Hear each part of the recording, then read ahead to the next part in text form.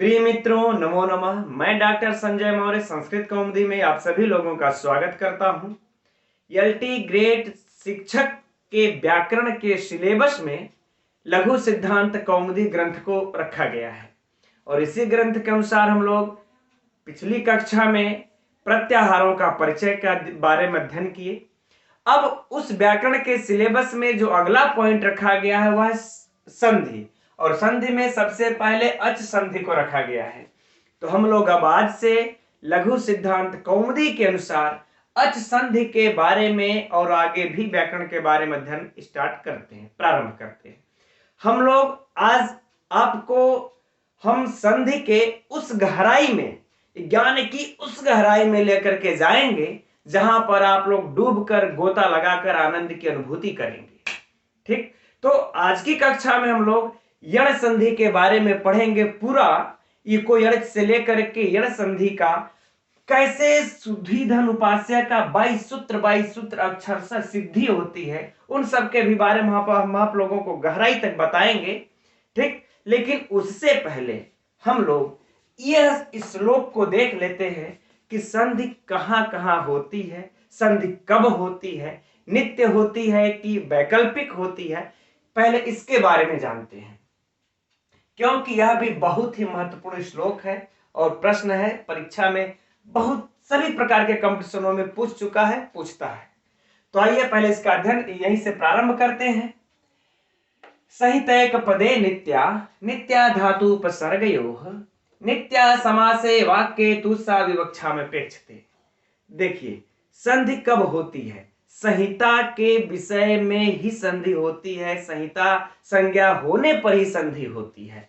तो यह हम लोगों को देखिए, यह स्पष्ट दिमाग में बैठा लेना है कि संधि ऐसे हो ही नहीं सकती जब तक से वह संहिता संज्ञा उसकी नहीं होगी, संहिता के विषय में नहीं होगी, तब तक से संधि नहीं होगी। ठीक, अब तो सबसे पहले हो, आप सभी लोग जानते होंगे कि संहिता किसको कहते हैं, लेकिन चलिए एक बार इस पर भी चर्चा कर लेते हैं कि संहिता आखिर में कहते किसको है। तो देखिए, एक सूत्र आता है परः सन्निकर्षः संहिता।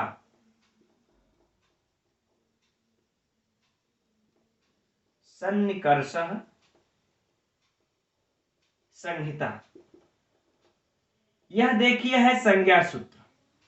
यह कैसा सूत्र है? संज्ञा सूत्र। याद रखिएगा, यह परीक्षा में पूछता है ना?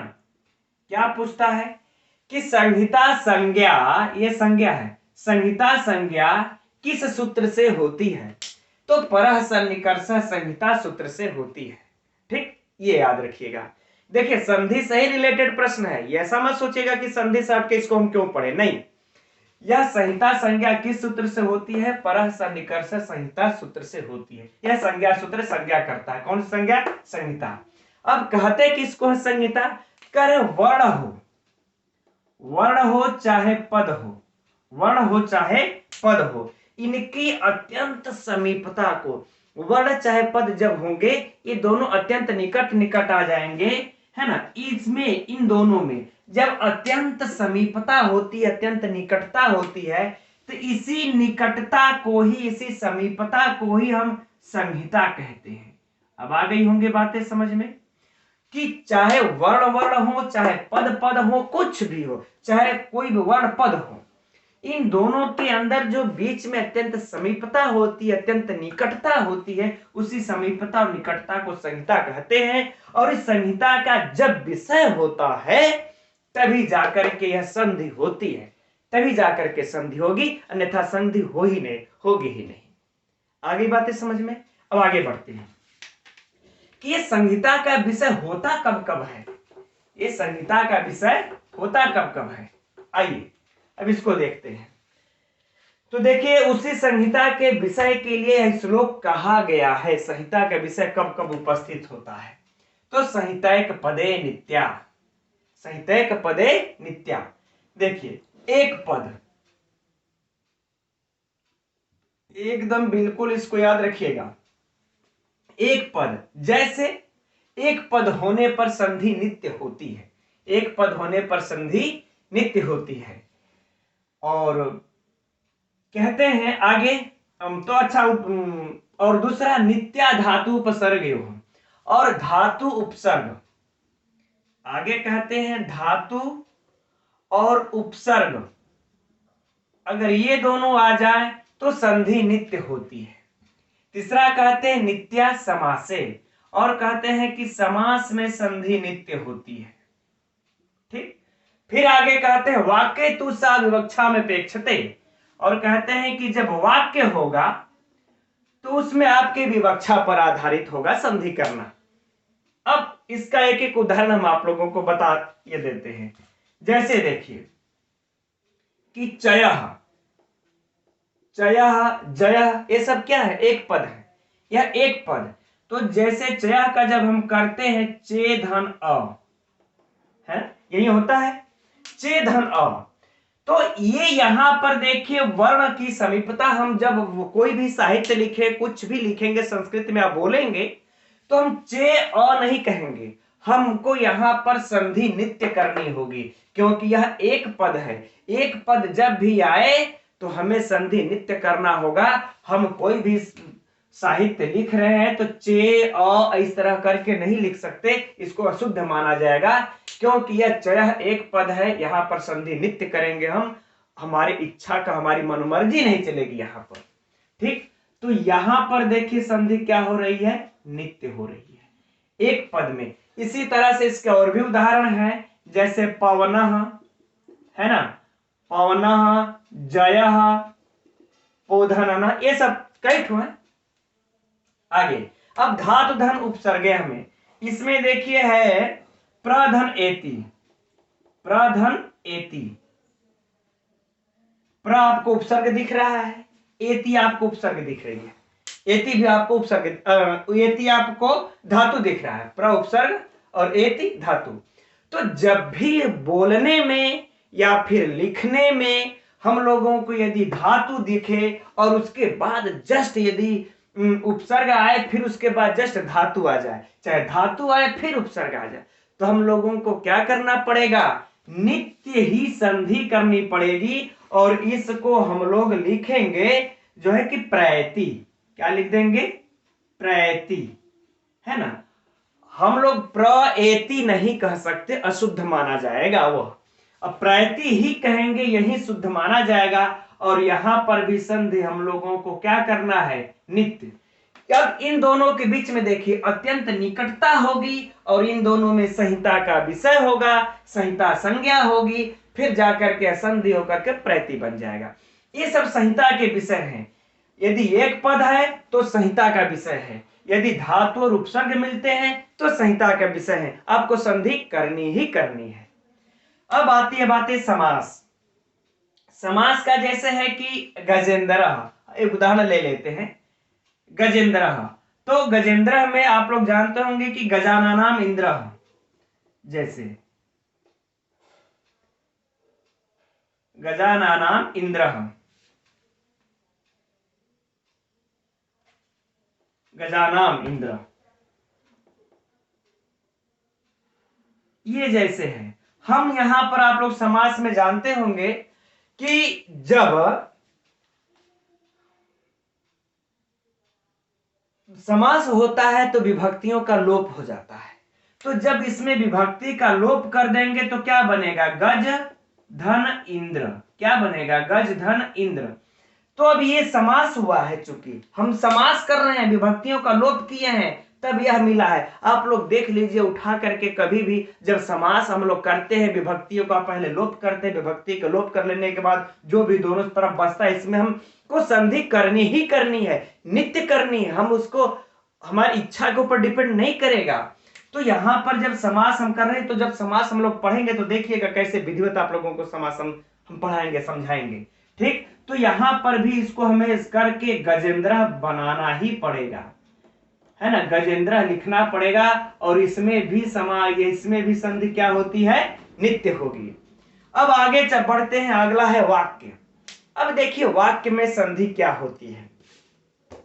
तो वाक्य में संधि देखिए, वाक्य तू सा विवक्षा में पेक्षते, यह आपके विवक्षा पर है। जैसे देखिए है न अहम वेदमी,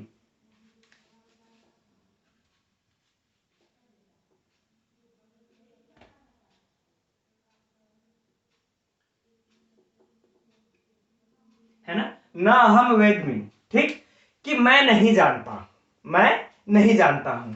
अब देखिए यह वाक्य है, हम चाहेंगे इसको तो ना हम यहां पर संधि करके न अ को हम दीर्घ संधि करके ना हम वेदमी भी हम कर सकते हैं, है ना, ना हम वेदमी भी हम कर सकते हैं। ये हमारी क्या यहां पर चलेगी, विवक्षा, ये यहां पर नित्य नहीं रहेगा, ठीक।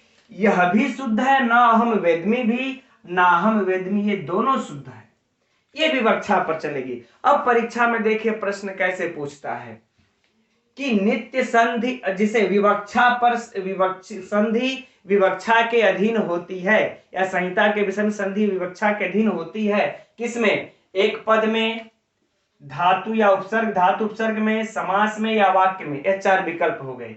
तो वाक्य में विवक्षा किसमें होती है, वाक्य में। अच्छा, अब इस तरह से प्रश्न पूछ देगा कि संधि नित्य होती है एक पद में, धातु उपसर्ग में, समास में, चौथा ऑप्शन उपर्युक्त तीनों में, तो हम लोग क्या लगाएंगे, उपर्युक्त तीनों में। संधि नित्य हमेशा इन तीनों में ही होती है। आगे बातें समझ में। अब इससे आप लोगों को कैसे भी घुमा फिरा करके प्रश्न पूछ चुका है परीक्षाओं में, हम जब टेस्ट लेंगे तब आप लोगों को इससे रिलेटेड प्रश्न देंगे, ठीक। अब हम लोग बढ़ते हैं सूत्र के तरफ, युको यणचि, उस सूत्र के तरफ बढ़ते हैं। आप लोग बिल्कुल कॉपी कलम ले लीजिए और नोट करते रहिएगा इसे आप लोग।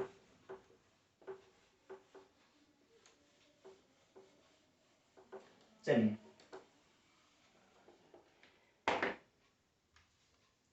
पहला सूत्र है संधि प्रकरण का, इसमें लघु सिद्धांत कौमुदी में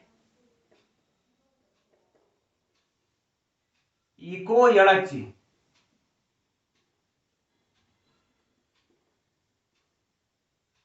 है ना, इको यणचि। अब आइए हम आप लोगों को इसे तोड़ करके समझा रहे हैं, समझिएगा ध्यान से। देखिए, इकह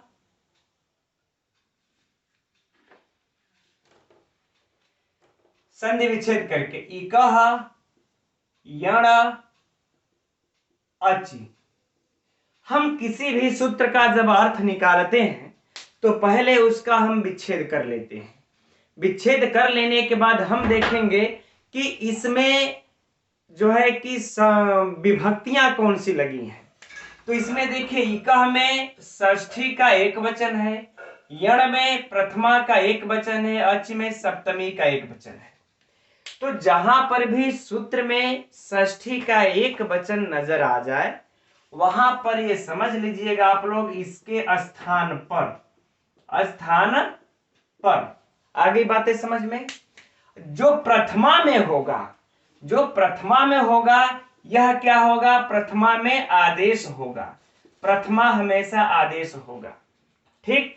और जो सप्तमी में होता है, सप्तमी विभक्ति में, यह देखिए परे रहते या परे होने पर, ठीक, परे रहते या परे होने पर।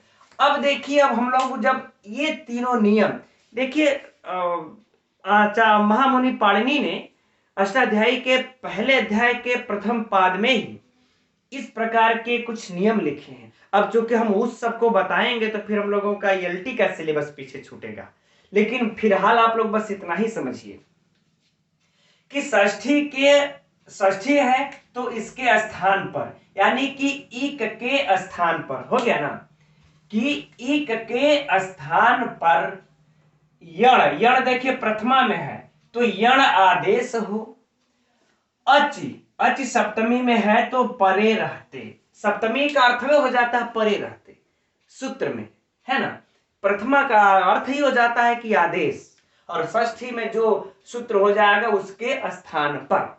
तो एक के स्थान पर यण आदेश हो, अच परे रहते, अच परे रहते। आगे बातें समझ में कि एक के स्थान पर यण को आदेश कर देना है, ठीक। यह मान लेते हैं इक है, यहां पर आ गया हमको यच, तो इस इक के स्थान पर हमको यण को आदेश कर देना है, सिंपल सी बात।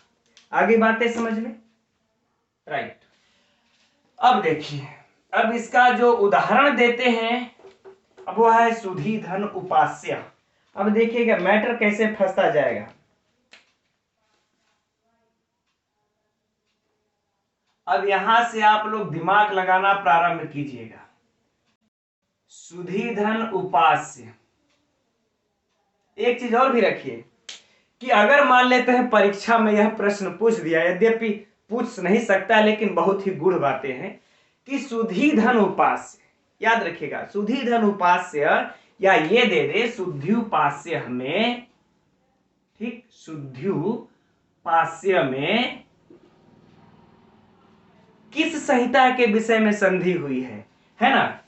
एक पद ऑप्शन देखिए, एक पद, फिर दूसरा ऑप्शन समास, तीसरा ऑप्शन धातु उपसर्ग, है ना, धातु उपसर्ग, चौथा ऑप्शन वाक्य। यही दे दे कि इस शुद्ध्युपास्य में किसकी विवक्षा, मतलब किसकी ये संहिता का विषय होने पर संधि हुई है, एक पद या समास या धातु उपसर्ग या वाक्य। तो समास का, यह समास है शुद्ध्युपास्य। शुद्ध्युपास्य क्या है, समास। सुधी भी रूपास्य, इसका देखिए समास इस तरह बनता है, यह होगा सुधी भी उपास्य, सुधी भी उपास्य, है ना। तो यहां पर सुधी भी उपास्य में यहां पर तृतीया तत्पुरुष है ये, है ना। यह सुधी भी पास्य जब हम करेंगे इसको समास तो सुधी भी उपास्य हो जाएगा, भीरुपास्य। तो ये तृतीया तत्पुरुष है, इसमें समास की विवक्षा में, अरे समास का संहिता का विषय होने पर यह संधि हुई है। तो इतना याद रखिएगा। खैर ये गुण बातें हैं, हो सकता है परीक्षा में पूछ दे, इसलिए चौकन्ना रहिएगा आप लोग। यही नहीं और भी मान लेते हैं, ये तो हमने ये शुद्ध्युपास्य के दिए। आगे अगर आप लोग जाएंगे तो अगर पावकः में ही पूछ दिया, ठीक, कि पावकः के किस संहिता का विषय होने पर संधि हुआ है, तो यहां पर एक पद का विषय है, ये एक पद का विषय होने पर संधि हुआ है। तो खैर जब हम लोग पढ़ते चलेंगे एक एक बताते चलेंगे। तो ये सुधी धन उपास्य हो गया, राइट। अब देखिए है कि इक के स्थान पर यण आदेश करना है। अब हम लोग देखेंगे इसमें इक कहां है और उसके परे अच क्या है, यण कैसे आदेश करना होगा। अब देखिए हम इसको अलग अलग करते हैं तो देखिए यहां पर स मिलता है, स के बाद उ है, उ के बाद ध है, ध के बाद ई है, फिर धन उपास्य है। अब बातें समझ में आई ना, ठीक। तो यहां पर देखिए हमको एक या ये रहा, यह इक है, इक के अंतर्गत उ आएगा, यहां पर भी ई है तो यह भी इक है। अब यहां पर भी देखिए उ है तो यह भी इक है। तो ये तो सूत्र में कहा ही नहीं गया है कि कौन से इक पर यण आदेश करना है। वैसे तो देखिए रटे रटाए बात हम भी जानते हैं और आप भी जानते हैं कि ये इसी ई का यण आदेश होगा, लेकिन नियमता अगर मान लेते हैं कोई आपसे पूछ दिया कि इसी इक को हम क्यों यण आदेश करेंगे, ये भी तो इक है, इसको भी क्यों नहीं हम यण आदेश कर सकते हैं, यहां भी तो उ है, इसको क्यों नहीं हम, उ है तो ये भी तो इक के अंतर्गत आएगा, इसको क्यों नहीं हम यण आदेश कर सकते हैं। तो यही प्रश्न, इसीलिए कहा जाता है कि संस्कृत, ये जो लोग पढ़ने ने लिखा है, जो संस्कृत बिल्कुल वैज्ञानिक भाषा है, इसके लिए भी उन्होंने बनाया कि देखिए किस इक के ऊपर आदेश होगा, है ना। तो इसके लिए अगला सूत्र जो आता है तस्मिन् नीति निर्दिष्टे पूर्वस्य, उस सूत्र को हम, चलिए अच्छा इसी में लिख देते हैं, इसी जगह आगे।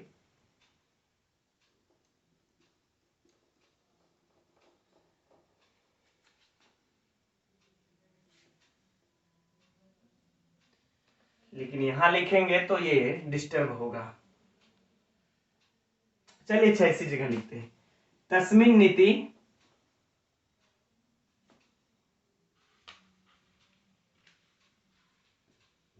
तस्मिन् नीति निर्दिष्टे पूर्वस्य, आप लोग किताब में देख लीजिएगा, अगला सूत्र यही है, तस्मिन् नीति निर्दिष्टे पूर्वस्य, है ना। अब यह सूत्र आकर के कहता है तस्मिन इति निर्दिष्टे। निर्दिष्टे का देखिए अर्थ होता है कि निरंतर, यूं कह ले निरंतर, है ना। निर्दिष्टे का अर्थ क्या होता है? निरंतर। अब इसका अर्थ है निरंतर का मतलब अव्यवहित, व्यवधान से रहित। तस्मिन सप्तमी, तो कह रहे सप्तमी से जो कार्य होता है, सप्तमी से जो कार्य हो वह जब निरंतर हो तो ठीक उसके पूर्व से पूर्व वाले को यण आदेश होगा। आगे बातें समझ में ना, ठीक उसके पूर्व। अब जरा समझिएगा बात को कि यहां सप्तमी से निर्दिष्ट कौन है? अच, अच है ना, अच है। तो यहां पर अच कह रहे हैं तो ठीक जो सप्तमी से निर्दिष्ट होगा, तो जब व्यवधान से जो रहित होगा ठीक उसके पूर्व से पूर्व वाले इक को ही यण आदेश हो।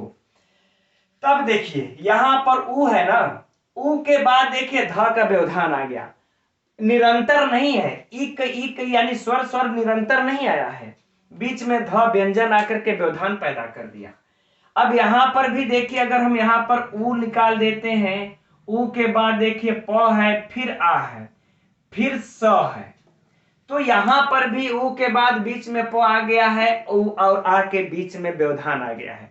ठीक, और हमको मिलता कहां है? इस निरंतर व्यवधान से रहित हमें कहां प्राप्त हो जाता है?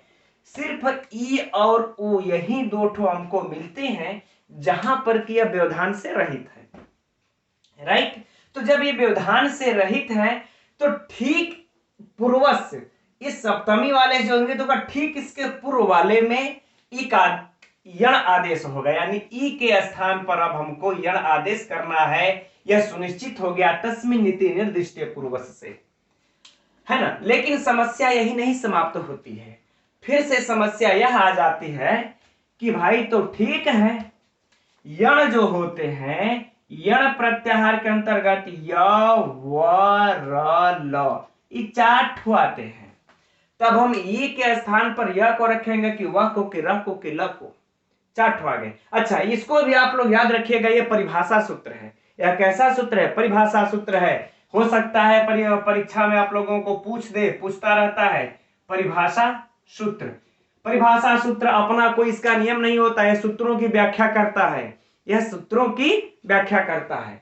ठीक है ना। चलिए अच्छा, हम लोग इस पॉइंट पर आते हैं, वो छूट गया था बताने से कि यण के अंतर्गत यह व र ल, ये 4 ठो आते हैं। तो हम इन ई के स्थान पर इन चारों में से किसको रखेंगे? झगड़ा होगा, ये कहेगा हम जाएंगे, कहेगा हम जाएंगे, कहेगा हम जाएंगे, कहेगा हम जाएंगे। तब उसके लिए पाणिनि ने नियम बनाया, कहा कि ऐसे काम नहीं चलेगा। उसके लिए जो अगला सूत्र है स्थाने अंतरतमः, स्थाने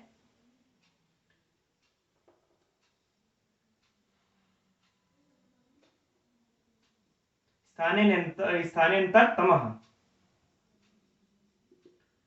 सूत्र लिखने में थोड़ा इधर उधर हो सकता है, आप लोग देखते रहिएगा, है ना।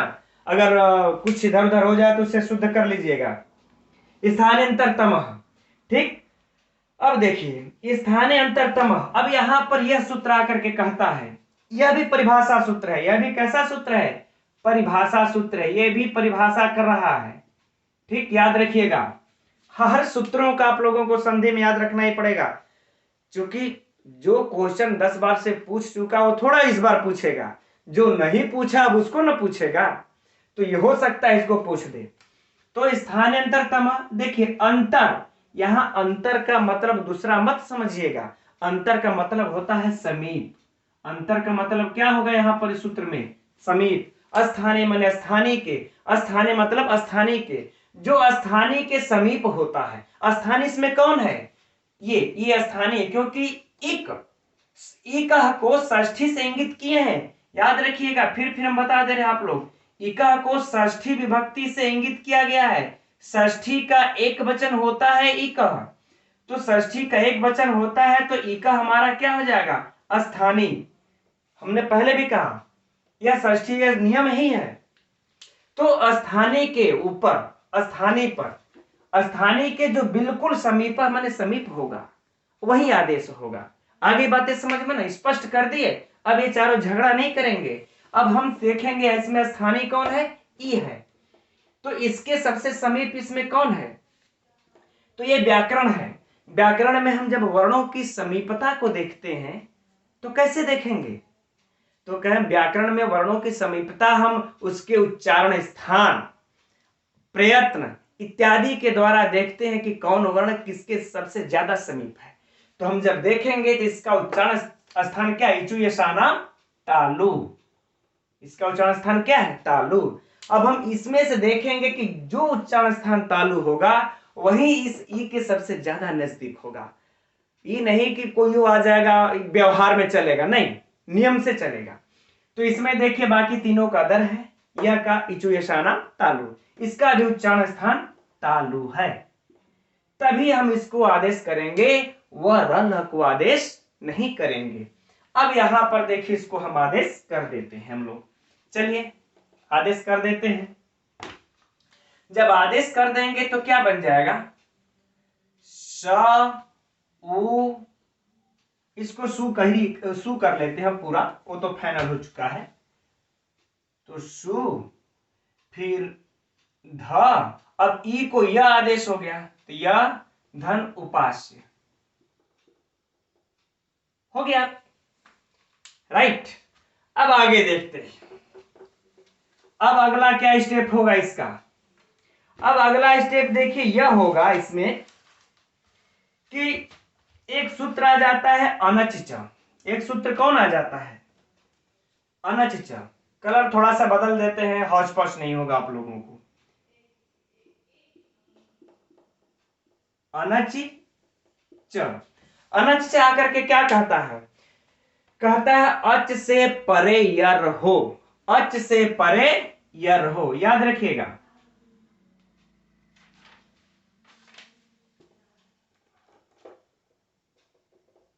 यहां पर अच हो, अच के परे क्या आ जाए, यर आ जाए, लेकिन इस अर के परे अनच, अनच च, अनच यानी कि अच न हो, यानी कि अच न हो, ठीक, अनच, अच हो उसके परे यर हो और यर के परे फिर अच न हो, कोई अच को छोड़ करके दूसरा वो अनच हो, तब इस यर को क्या हो जाता है, द्वित्व, द्वित्व का अर्थात कि यक का अक्षर वह दो बार हो जाएगा। द्वित्व का अर्थ क्या होता है, एक ही अक्षर दो बार हो जाएगा। तो अब आइए हम लोग इसमें चलते हैं, देखिए सुध, अब यहां स के बाद उ था, उ स्वर है, स्वर के बाद ध आ गया, ध हमारे यर प्रत्याहार में आ जाएगा। अब यर प्रत्याहार के बाद य आ गया है जो कि अच है नहीं, अगर यच रहता तब इसको द्वित्व नहीं होता, तो इस अनच च सूत्र से ध को द्वित्व हो जाएगा और द्वित्व होकर के क्या बन जाएगा, सु ध, अब द्वित्व का मतलब दो बार, सु ध ध फिर य धन उपास्य। अब आ गई बात समझ में, ये किससे बना, अनच च से, है ना। अब अनच च कैसा सूत्र है, याद रखिएगा यह विधि सूत्र है, यह विधान करता है, यह पूछा भी था, हमको याद है कि कहीं हम लोग चर्चा में थे, इंटरव्यू में पूछा था अनच च कैसा सूत्र है, परीक्षाओं में भी पूछता है। यह विधि सूत्र है, किसका विधान करता है, द्वित्व का विधान करता है।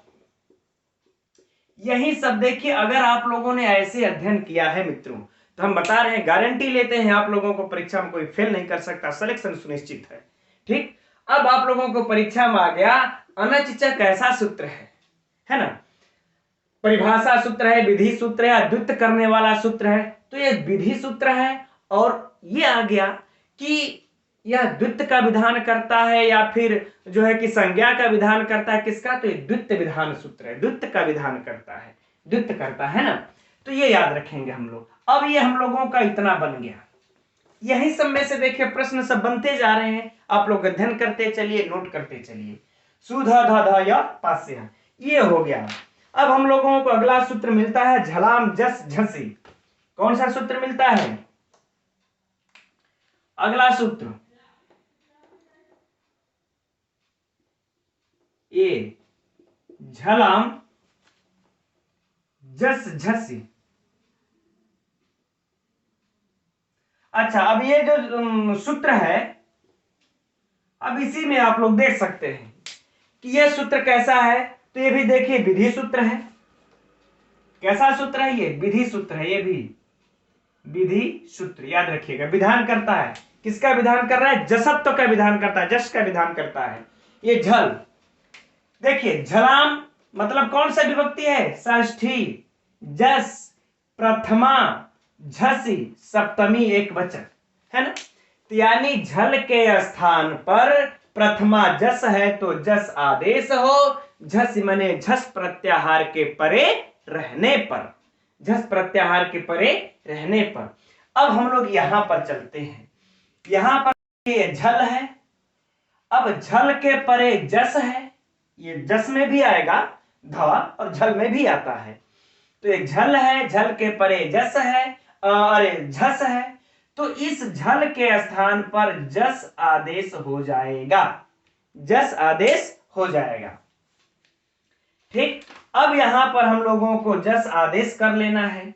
चलिए, तो अब यहां पर देखिए जस प्रत्याहार में कितने आते हैं जरा बताइए। झल के जस प्रत्याहार में कितने आते हैं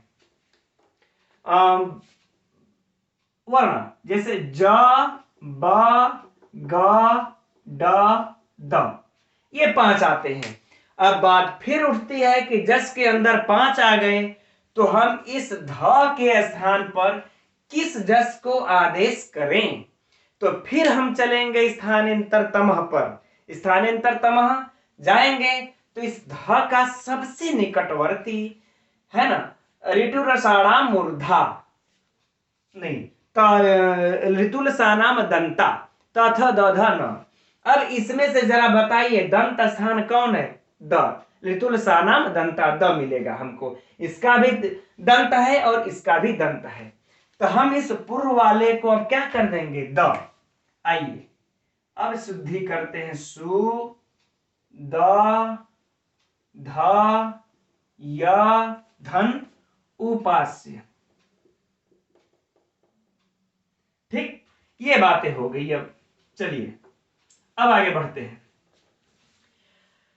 अब ये तो बातें हो गई, लेकिन अच्छा हाँ, ये अनच च, अनच च हमने एक बात और भी कहना भूल गया यहां पर हमको, कि अनच च ये विकल्प से द्वित्व करता है, नित्य द्वित्व नहीं करता है। एक बार द्वित्व करेगा, एक बार द्वित्व को छोड़ देगा। ये बात यहां पर कहना मुझे विस्मृत हो गया।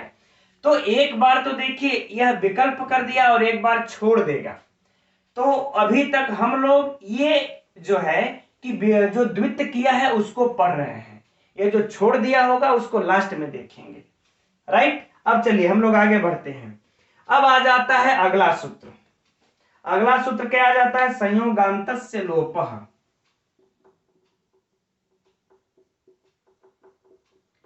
संयोगांतस्य लोपः, ये सूत्र क्या करता है? कैसा सूत्र है? यह भी विधि सूत्र है। कैसा सूत्र है? विधि सूत्र है। किसका विधान करता है? लोप का विधान कर देता है। यह कहता है यदि संयोग हो, यदि संयोग होता है, संयोग होने पर अंत में, ठीक है, तो उसका जो है कि अगर संयोग संज्ञा अंत में होती है तो उसका लोप हो जाता है। बस इतने कहता है। किसका लोप करना ये नहीं बताता है, बस कहता है यदि अंत में, अंतस्य अंत में यदि संयोग हो तो लोप कर देना है। तो अंत में देखिए यहां पर संयोग है 3 ठे, द, ध, य, बीच में कोई व्यंजन है, स्वर है ही नहीं, है ना। तो इनकी किससे संयोग संज्ञा होगी? यह भी टीजीटी में पूछा था। इस तरह से देख करके पूछा था किससे, किस सूत्र से संयोग संज्ञा होगी? तो हलो अनंतरा संयोग, हलो अनंतरा संयोग, कि इससे इसकी संयोग संज्ञा हो जाएगी। नोट कर लीजिएगा, यह संज्ञा सूत्र हलो अनंतरा संयोग, यह संयोग संज्ञा करता है। तो इसकी संयोग संज्ञा हो जाएगी। जब इनकी संयोग संज्ञा हो गई तब बताइए इसके बाद अंत में कुछ है? नहीं है। यही कहते हैं अंत में यदि संयोग हो तो उसका लोप हो जाएगा। अब इसमें इसका इसका इसका या इसका या पूरे का लोप होगा, यह इस सूत्र में नहीं बताते हैं, यह इस सूत्र में नहीं बताते हैं। बस इतना ही कह करके आगे निकल लेते हैं। तब अगला सूत्र आता है अलोन्तस्य। अगला सूत्र क्या आता है, अलो अंत्य,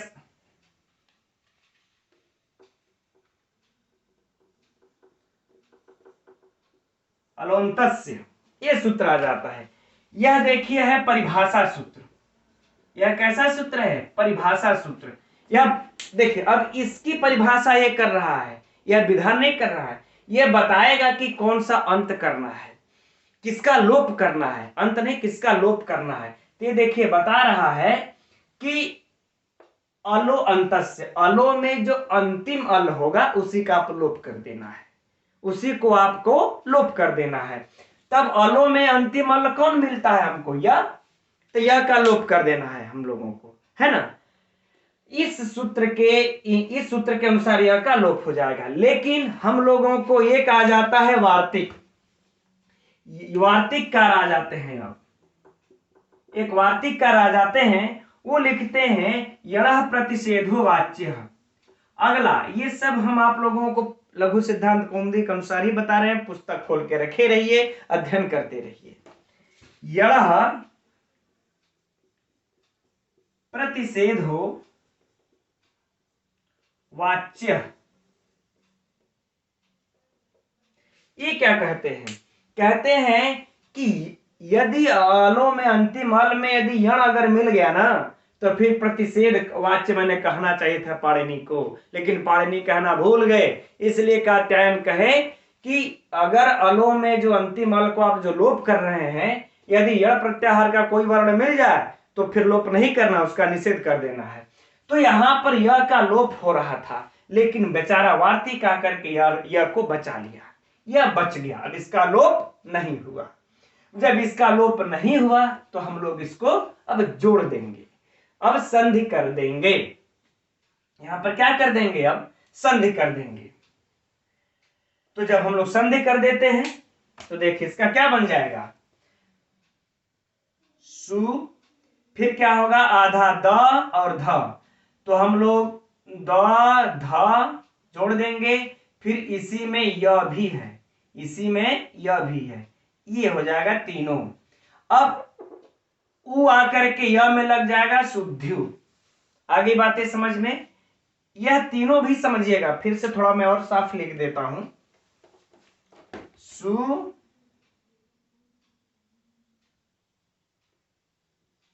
ध्यु पास्य। अब शुद्ध्युपास्य, उपास्य को जोड़ देंगे, शुद्ध्युपास्य बन गया। अब सुआदि की उत्पत्ति कर देते हैं, चूंकि समास में हुआ है, समास में नित्य संधि शुद्ध्युपास्य बन गया। आगे बातें समझ में। अब हम लोग आगे बढ़ते हैं, यहां फिर से अनच च पर वापस आ जाते हैं। यह तो विकल्प से किया था ना द्वित्व, एक बार द्वित्व नहीं करेगा, जब द्वित्व नहीं करेगा तो ये ही वाला सेम रह जाएगा हम लोगों को, अर्थात क्या रह जाएगा, सुधय, देख लीजिए ये वाला सेम बचेगा हम लोगों को, सुधय धन उपास्य। तो हम लोग अब इसको जोड़ देंगे, ये बाकी जब ये द्वित्व करेगा ही नहीं ना, तो हम लोग को कहीं झलाम झ संयोगा तो चलो भाई सब का कोनो बारी नहीं आएगी, ठीक, बस सीधे इसी को हम लोग जोड़ देंगे। अगर ये जो इतना बवाल फैला ना, इस अनचचा के द्वित्व करने के कारण फैला कि झलाम झसी लगा, फिर लोप करने की बारी आई, इस प्रकार का है ना। तो जब हम लोग ये इसका जब द्वित्व अब कर देंगे, तो चलिए इसको अब हम लोग जोड़ देते हैं। तो सुधय क्या लिख देंगे, सुधय में उ की मात्रा यह जोड़ देंगे, शुद्ध्यु, फिर आगे पास से ही है, तो हम लोग क्या लिख देंगे, शुद्ध्युपास्य, सुआदि की उत्पत्ति कर दिया। तो ये दोनों रूप बनते हैं मित्रों, याद रखिएगा। परीक्षा में अक्सर करके लोग कंफ्यूज हो जाते हैं।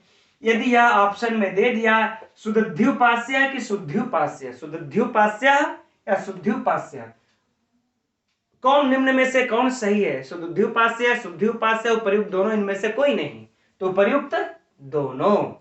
अब अच्छा देखिए, इसी प्रकार से अगला वाला भी बनता है। अब आप लोग सेम सूत्र लगा करके सिद्धि कर लीजिएगा। यदि नहीं आता है तो फिर हमें मैसेज करके, किसी फोन करके, कॉल करके पूछ सकते हैं बीच में, सर यहां पर यह कैसे हो रहा है, ये नहीं समझ में आया। अब जैसे, लेकिन बनेगा क्या, मदध्वरी, क्या बनता है, मदध्वरी, है ना, ये बनता है। ठीक, और एक क्या बन जाता है इसका, मध्वरी।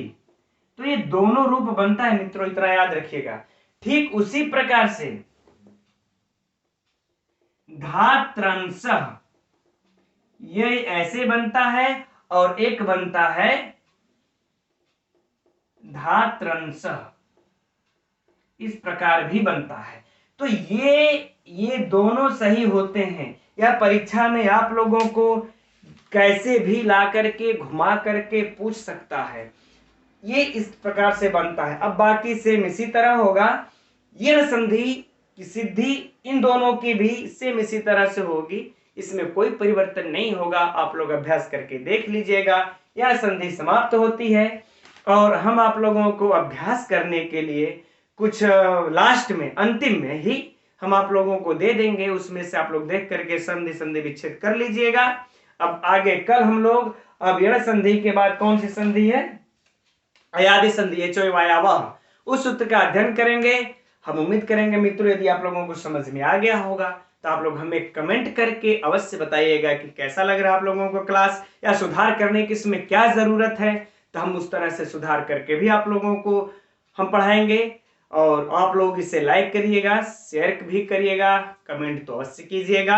नमो नमः।